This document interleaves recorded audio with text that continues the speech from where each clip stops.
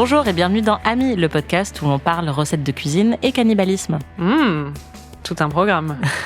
Si vous suivez ce podcast depuis quelques années, que vous faites partie des vrais, vous savez que je peux difficilement résister à un épisode d'Halloween et à la période d'Halloween de manière générale. C'est ma période préférée. Et pour cette saison 90s, forcément, je voulais faire découvrir ou redécouvrir à Marie un film d'horreur, idéalement, ou au moins un film un peu spooky, qui fasse un peu peur. J'hésitais entre plusieurs grandes œuvres des années 90.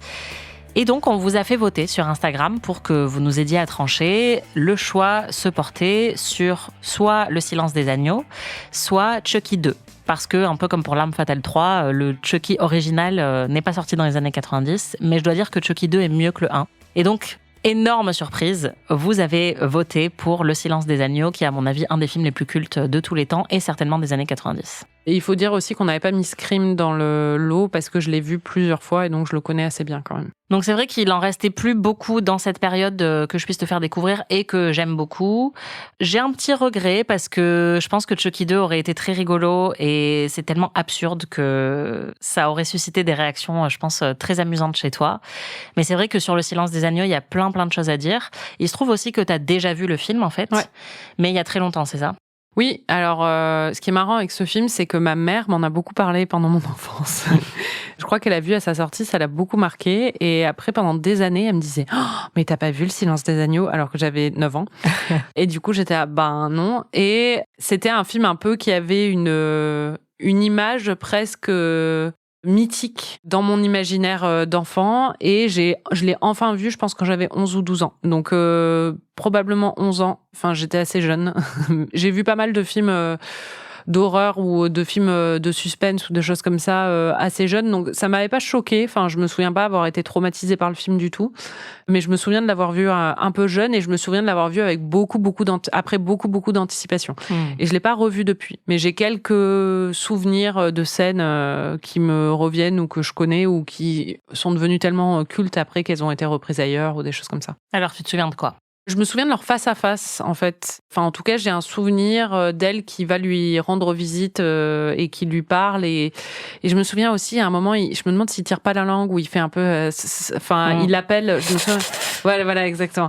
Cultissime. Et voilà, c'est ça. Je me souviens aussi, je crois, de ses descriptions de la façon dont il aimait manger ses proies. Je me souviens d'une scène où elle est dans un ascenseur, mais je me souviens plus exactement. Je crois qu'elle est entourée d'hommes et elle est plus petite et tout ça. Mais ça, je me demande si je sais pas parce que je l'ai pas revue après ou en ligne. À part ça, j'ai des images. Je me demande si je la vois pas à un moment être en survêt du FBI ou un truc comme ça. C'est à peu près tout. Voilà. Est-ce qu'il y a des citations cultes ? Son prénom m'échappe là, mais je sais qu'il y a un truc avec son prénom à elle et qui lui dit un truc. Je sais plus. C'est quoi son prénom ? Tu vas pas me le dire ? Bah non. Putain, je sais plus ce que c'est. Il y a un truc en S dedans, je crois.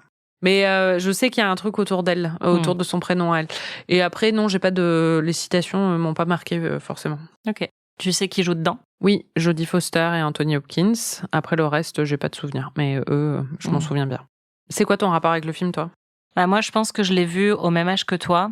C'était aussi un film qui avait tout un mythe avant que je le voie, parce qu'il est sorti à une époque où j'étais bien trop jeune pour le voir, mais je l'ai vu à 10-11 ans avec une copine du collège. Et c'était totalement transgressif, c'est-à-dire que l'ordinateur chez ses parents était au sous-sol, à la cave. Et donc, on se faisait parfois des après-midi après le collège où on allait regarder, alors on regardait Rotten. Tu connais Rotten ou pas ? Qui était un site web sur lequel il y avait plein d'images horribles. D'accord. Vraiment horribles, voilà. Et donc, c'était un peu un jeu que faisaient tous les jeunes à l'époque d'aller sur Rotten et de dire « Waouh, t'as vu les trucs dégueulasses ?» Enfin, c'était l'ancêtre de Twitter, quoi. Pas tous les jeunes, visiblement. Et on savait toutes les deux, sans doute via les conversations au collège et peut-être via nos parents comme toi, que Le Silence des agneaux, c'était à la fois un super film qui était censé faire peur et qui était pas de notre âge. Et on a fini par le louer, je crois, quelqu'un avait le DVD ou quelque chose comme ça. Et on a passé un après-midi à le regarder sur l'ordinateur de ma pote.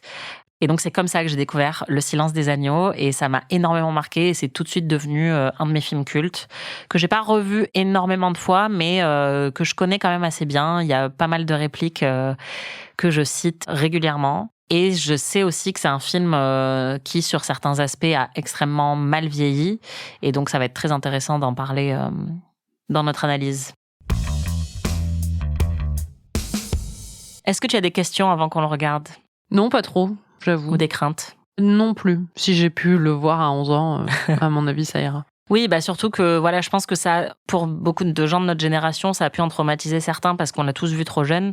Mais en vrai, ça n'est pas un film d'horreur, c'est un thriller policier qui contient des scènes, je pense, qui peuvent être assez choquantes, mais c'est pas terrifiant du tout. Je sais que dans notre sondage Instagram, tu as triché, tu as voté pour Le Silence des agneaux. Ouais. Bon, honnêtement, le résultat était sans appel. Moi, j'ai voté pour Chucky en essayant de contrebalancer mon vote. Voilà, mais honnêtement, ça n'a pas changé grand-chose. Vous étiez très, très, très nombreux à voter pour Le Silence des agneaux. Pourquoi tu préférais celui-là par rapport à Chucky 2 ? Parce que justement, je l'ai vu et je me souviens que j'avais aimé, mais je sais aussi que je l'ai pas revu depuis et je suis curieuse de le revoir en fait. Parce que pour moi, c'est vraiment, vraiment culte en fait. Et j'aimerais bien le revoir, mais je vais pas le revoir de moi-même. Ouais. Je pense que c'est vraiment un film que tout le monde a vu, ou que beaucoup de gens ont vu. Et ça. Donc, ça va être intéressant, effectivement. Non, puis il y a eu des séries qui sont sorties de ça. Enfin, et c'est rentré vraiment dans l'histoire. Et c'est assez fou parce que c'est une histoire originale. C'est pas justement une adaptation historique ou des trucs comme ça. Comme pour chaque épisode, même si tu as déjà vu le film, je vais quand même te montrer l'affiche du film et tu vas essayer d'en tirer des conclusions ou des suggestions. Ah oui, je la connais. C'est le visage de Jodie Foster avec un papillon de nuit sur la bouche, qui lui couvre la bouche. C'est une affiche culte qui est assez flippante et hypnotisante et intrigante. Tu te souviens de pourquoi le film s'appelle comme ça ? Non. T'as une théorie ? Je sais pas, les agneaux, quand on les tue, ils font pas de bruit ou un truc comme ça ? Je sais pas. C'est quand ils voient Anthony Hopkins arriver et c'est ça. Ils se la ferment. Comment tu manges le foie ? J'aime bien le foie de veau, mais je le mange cuit. En général. Tu l'accompagnes avec quoi ? En général, une persillade. Enfin, à la lyonnaise, quoi. J'aime bien ça. Non, parce qu'avec des fèves et un bon Chianti, c'est pas mal aussi. J'imagine. ça vient du film. Pour savoir ce que Marie a pensé du film, rendez-vous vendredi. Et si vous voulez le regarder en avance, je vous promets, ça fait pas trop peur. Il est disponible en ligne à la location sur plein de plateformes, notamment Amazon, Canal, Apple, etc.